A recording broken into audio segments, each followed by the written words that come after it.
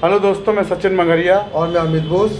आज एक नए विषय पर हम ज़्यादा चर्चा नहीं, सिर्फ 3 से 4 मिनट की चर्चा करेंगे। विषय है मध्य प्रदेश में माखनलाल द्वारा पीजीडीसीए कराया जाना और अधिक संख्या में अभी भी उसकी एक वैल्यू बनी रहना। हमारे साथ अमित बोस सर, जो माखनलाल संस्था से काफ़ी समय से जुड़े रहे, उनसे हम इस विषय पर चर्चा करेंगे।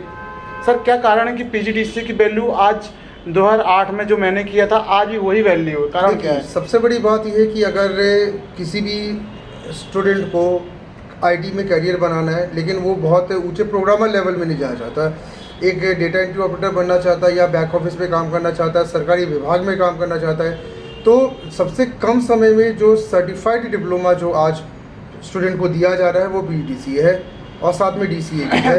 तो माखनलाल की इस डिप्लोमा को करने का मेन मोटिव है सरकारी जॉब के साथ साथ अपने शहर में जितनी भी आईटी संबंधी जॉब है, बैक ऑफिस की जॉब्स है, उनमें भी एक मान्यता प्राप्त डिप्लोमा के साथ एंट्री करना और एक अच्छी सैलरी पैकेज को गेन करना, जो कि आजकल के स्टूडेंट्स से ज़्यादा टारगेट कर रहे हैं। सर, 12वीं के बाद डीसीए होता है और ग्रेजुएशन के बाद पीजीडीसीए होता है। हाँ, और दोनों में एक बहुत अच्छी बात है क्योंकि माखनलाल यूनिवर्सिटी का ये डिप्लोमा जो है वो सब जगह मान्य है। आप अगर 12th के बाद डिप्लोमा कर लेते डीसीए या पीजीडीसीए कर लेते ग्रेजुएशन के बाद, तो फिर आप हर प्रकार के जॉब के लिए जो है वो लायबल हो जाते हैं। आपको फिर किसी भी जॉब में कंप्यूटर दक्षता में रोका नहीं जा सकता। अच्छा, मैं यही सवाल पूछने वाला था। जैसे ग्रेजुएशन करके किसी ने पीजीडीसीए कर लिया और पार्ट टाइम में पढ़ाई कर रहा है, कुछ कर रहा है, तो साथ में वो पीजीडीसीए करने के बाद जॉब भी कर सकता है और डीसीए करने के बाद भी जॉब कर सकता है। हाँ, पीजीडीसीए करने के बाद सिलेबस ऐसा है पीजीडीसीए, सिलेबस इसका इतना अच्छा सेट किया गया कि आपको अपने शहर में पहली बात तो कोई भी जॉब मिल जाएगी जहाँ से आपका अच्छा खासा इनकम चालू हो जाएगा।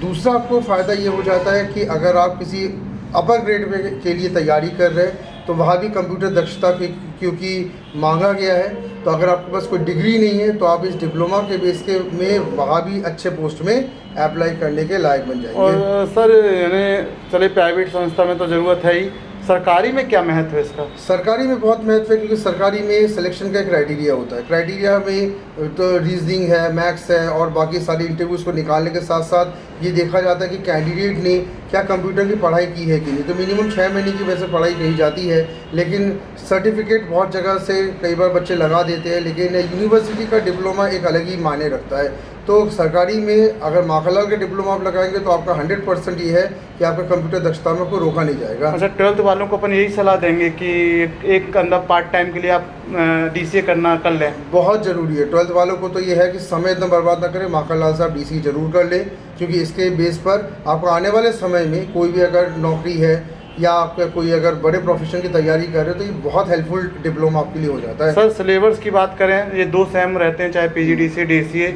ऐसा क्या सिलेबस में रहता है कि बच्चा को कम से कम 12 से 15 हज़ार की जॉब मिल जाती है? सिलेबस ने माखनलाल ने सिलेबस बहुत अच्छा बनाया है। जो पहला सेम है वो कंप्यूटर ऑपरेटर का सिलेबस है, यानी आप अपने शहर में या किसी भी ऑफिस में कंप्यूटर ऑपरेटर के रूप में काम कर सकते हैं। जो दूसरा सेम जो है ये उन लोगों के लिए है जो बेसिक लेवल में डिज़ाइनर बन सकते हैं या डीडीबी पे काम करना चाहते हैं या फिर टैली पे अगर वो काम करना चाहते हैं। तो सेकंड सेम में आपको एक प्रोफेशनल जो है डिप्लोमा के रूप में काम करता है, जिसमें आप अपने शहर पे जो है डीटीबी ऑपरेटर, टैली ऑपरेटर या फिर आप एक वेब डिज़ाइनर बन के भी आप अपना कैरियर चला सकते हैं।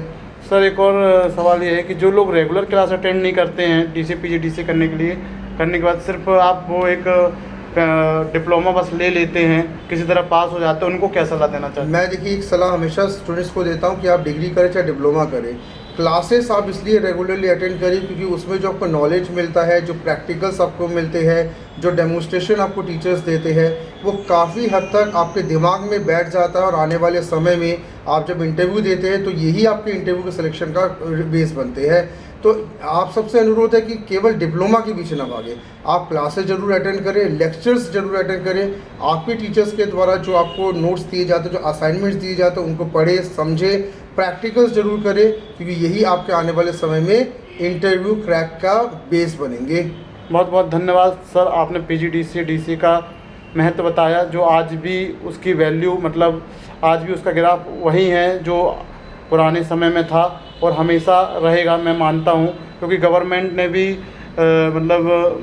लिख के रखा है कि जिसके पास डिप्लोमा होगा वही कंप्यूटर फील्ड में नौकरी कर सकता है, चाहे वो क्लर्क हो, चाहे वो ग्रेड 3-4 हो।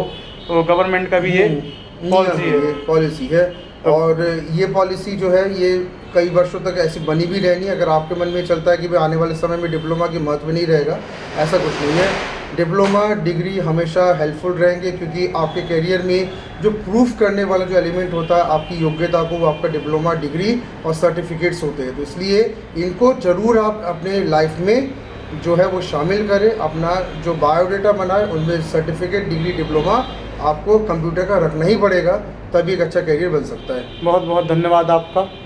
ठीक है, थैंक यू। और कुछ अधिक मार्गदर्शन लेने के लिए सैटरडे को हम एक खुला मार्गदर्शन रखते हैं। अगर आप सैटरडे को आना चाहते हैं तो किसी भी विषय पर हम आपको फ्री मार्गदर्शन दे सकते हैं। धन्यवाद। धन्यवाद।